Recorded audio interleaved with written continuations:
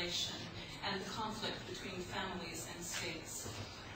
It lies at the crossroads of family law on the one hand and social welfare policy on the other.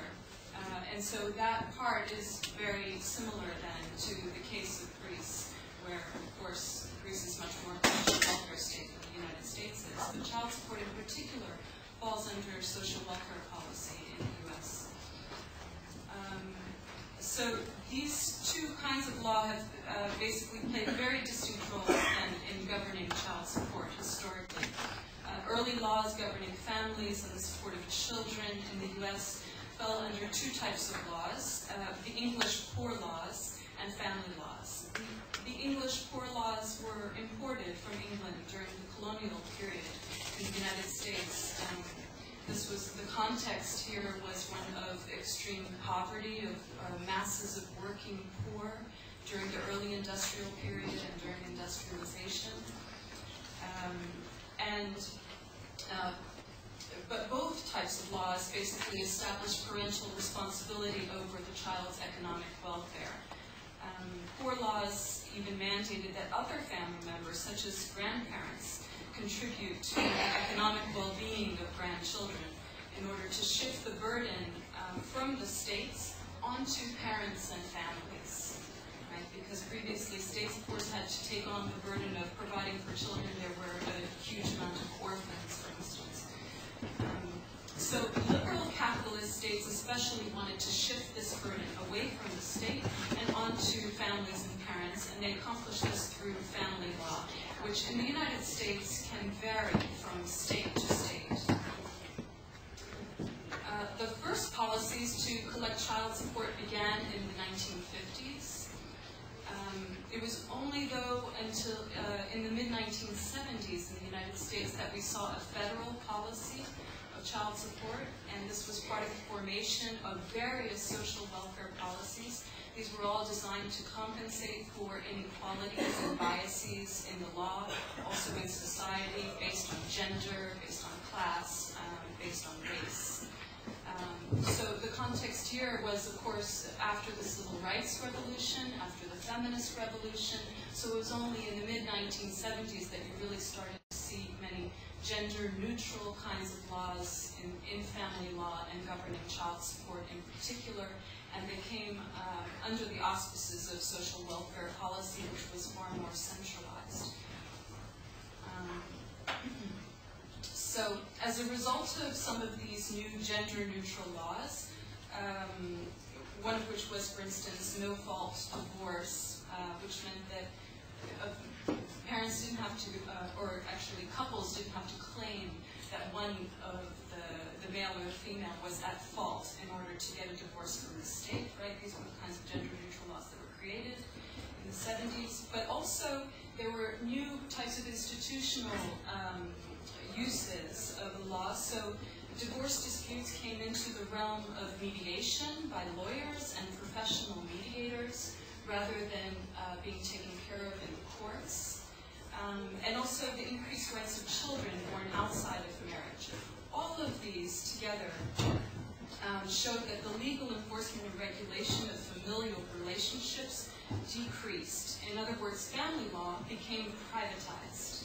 Family law fell much more into a private realm through mediation because of gender-neutral laws, etc.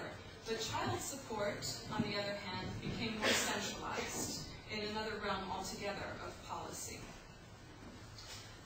And it also became more homogeneous, more uniform as a result. Before this happened, one of the criticisms of the child support system was that judges could use their discretion to decide, how much child support a parent would give in a particular case. So if you had two parents, for instance, who typically fathers who had similar income, who lived in the same state, there would be very different kinds of judicial decisions about how much child support a parent would pay. And so it's these kinds of inequities that started to occur that pushed child support into the realm of social welfare policy in the United States. It was also, though, one of the main reasons that this happened as well is that before the 1970s, there were no real enforcements for child support. So many men typically were negligent in their child support responsibilities. And this also pushed these policies into the social welfare realm in order to enforce them more uniformly. So you can see there are some contradictions, there's some contradictory sorts of interests going on there as well. So child support systems became more centralized, mostly to create more enforcement of payments by the non-custodial parent, usually the father, right? Not in all cases it's the father, but it's the parent that didn't have physical custody of the child. The underlying principles of child support systems as part of social welfare policies are related to, one, the equal legal rights, but also the equal legal responsibilities of each parent over the child. Even in cases where one parent is absent or where that parent does not have a relationship with the child. The equal rights of the parent over the child are often established through the legal norm of shared or joint custody of the child. Typically, and in extreme cases only, such as abandonment, abuse, or neglect, does a court award sole custody to one of the parents, although this varies from state to state in the United States. Joint custody, and less often joint physical custody, is the normative practice. So in other words, with joint custody, which is the legal norm in the United States, parents have an equal legal right over the child.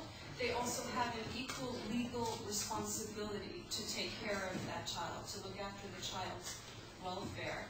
There are cases of what we refer to as joint physical custody, which means that in cases where you have parents who, for instance, live very close to each other, they may actually share the time that they spend with the child, so that one parent gets the child for 2 weeks in the month, and the other parent gets the child for the other 2 weeks in the month, and they actually share 50-50 the custody of the child. That's often not practical because parents may live far away from each other, and so in most cases in the United States where that's not possible, the custody lies with the mother, but this is the physical custody. This is not the legal right. Parents share legal rights over the child in the United States. The equal responsibilities of each parent over the child demand that each parent provide financially, at minimum, for the child.